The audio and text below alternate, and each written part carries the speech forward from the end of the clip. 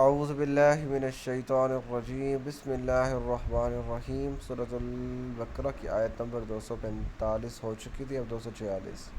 اب اس میں ایک واقعہ بیان ہو رہا ہے، پہلے میں اس کا واقعہ کے بیان کر دوں۔ میں نے ابھی ہم ذکر کیا نا، حضرت سموئیل علیہ السلام،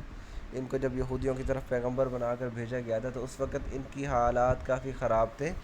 اخلاقی انحطاط، اخلاقی پستی کا، شرک، فرقہ واریت، اور آپس میں ایک دوسرے کے ساتھ جھگڑے، لڑائیاں، جنگیں، فساد،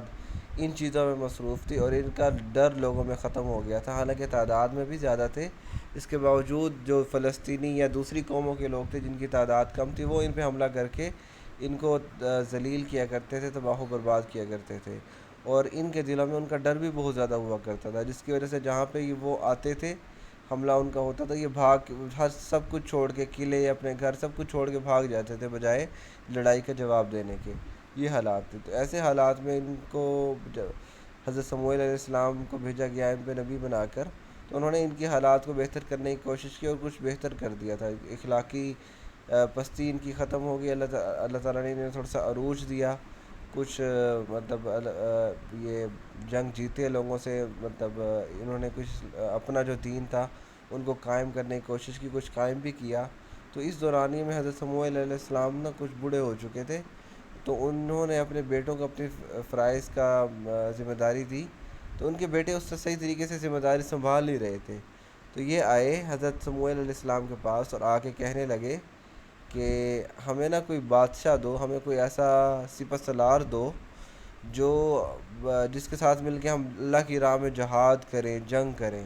تو یہ آیت ہے، تو ہم اس کا مفہوم پڑھتے ہیں۔ الم ترا، کیا تم نے نہیں دیکھا، الی الملائی، بادشاہ کی طرف، من بنی اسرائیل، بنی اسرائیل میں، من بعد موسیٰ، موسیٰ کے بعد، کیا تم نے بادشاہ کی طرف نہیں دیکھا بنی اسرائیل میں موسیٰ کے بعد، اس قول لنبی، جب وہ نبی سے کہنے لگے، لہم ان سے، ابعث لنا، ہمارے لیے بناؤ، ملکن، بادشاہ، یا سپہ سالار، اس کا مطلب سپہ سالار بھی ہوتا ہے کہ ہمارے لیے سپہ سالار بناؤ، نقاتل، ہم لڑیں گے، فی سبیل اللہ، اللہ کے راستے میں، کہ ابھی خود آ کے کہہ رہے ہیں کہ ہمیں کوئی سپہ سالار دو، ہم اللہ کی راہ میں لڑیں گے۔ قولا، تو کہا نبی نے، کیا کہا، حل عصیتم، کہیں ایسا تو نہیں ہوگا، ان کتبہ، کہ اگر تم پر فرض کر دیا گیا، علیکم، تم پر، القتال، لڑائی، ان لا یقاتلو، کہ تم نہ لڑو، کہیں ایسا تو نہیں ہوگا کہ تم پر لڑائی فرض کی جائے تم نہ لڑو۔ اصل میں ان نبی کو پتہ تھا کہ ان کا مسئلہ یہ نہیں ہے کہ یہ لڑتے نہیں ہیں یا مطلب ان کی تعداد کم ہے، ان کا مسئلہ یہ ہے کہ ان کے اندر ڈر، خوف ہے، ان کے اندر وہ جہاد کا جذبہ نہیں ہے، موت کا خوف ہے، یہ آخرت پہ یقین نہیں رکھتے صحیح طریقے سے۔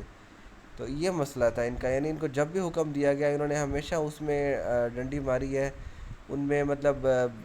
سوچ بچار کا، جس طرح کہتے ہیں نا کہ ان کو کم کرنے کی، جو حکم سے جان چھڑانے کی کوششیں کی ہیں کئی دفعہ، جیسے ہم گائے کا واقعہ پڑھ چکے ہیں، یا اس طرح کہ وقالوا سمعنا وعصینا، جب اللہ نے ان کے اوپر پہاڑ رکھ دیا تھا کہ جو خضوع، جو بھی ہم نے تمہیں تورات عطا کی ہے تو اسے اچھی طرح پکڑو، تو کیا کہنے لگے، سمعنا وعصینا، ہم نے سن لیا لیکن ہم نہیں مانیں گے، ہم نافرمانی کریں گے، یعنی ایسے حالات میں بھی یوں کیا کرتے تھے۔ اس وجہ سے نبی کو پتہ تھا کہ جب ان پہ جہاد، ابھی تو یہ جوش کے مارے کہہ رہے ہیں، لیکن جب ان پہ جہاد فرض کیا جائے گا تو یہ بھاگ جائیں گے، انہوں نے جہاد کرنا ہی نہیں ہے، اور ہوا بھی ایسے ہی تھا۔ تو قال هل عصیتم ان کتب علیکم القتال ان لا نقاتلوا، کہنے لگے نبی نے کہا کہ کہیں ایسا تو نہیں ہوگا کہ تم پر لڑائی فرض کر دی جائے اور تم نہ لڑو۔ قالوا، تو کہنے لگے، وما لنا، ہمیں کیا ہے، وما لنا کا مطلب ہوتا ہے کیا ہے، وما لنا، اور ہمیں کیا ہے، ان لا نقاتل، کہ ہم نہیں لڑتے، فی سبیل اللہ، اللہ کے راستے میں، اور کیا ہو گیا، ہمیں کیا ہو گیا، ہم کیوں نہیں لڑیں گے اللہ کے راستے میں،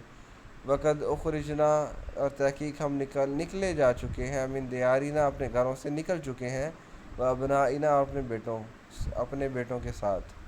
یعنی ہم اپنے گھروں اور اپنے بیٹوں کے چھوڑ چکے ہیں، ہم گھروں سے نکل چکے ہیں، تو ہم کیوں نہیں لڑیں گے، یعنی یہ جواب دینے لگے کہ ہم ضرور لڑیں گے، کیونکہ ہم اپنے بچوں کو چھوڑ آئے ہیں، اپنے گھروں کو سب کچھ چھوڑ کے آئے ہیں، تو ہم کیوں نہیں لڑیں گے۔ تو ابھی یہیں تک، کل انشاءاللہ آگے پڑھیں گے کیونکہ پھر یہ آیت مکمل نہیں ہو سکے گی، کل آگے پڑھیں گے، وما علینا الا البلاغ المبین۔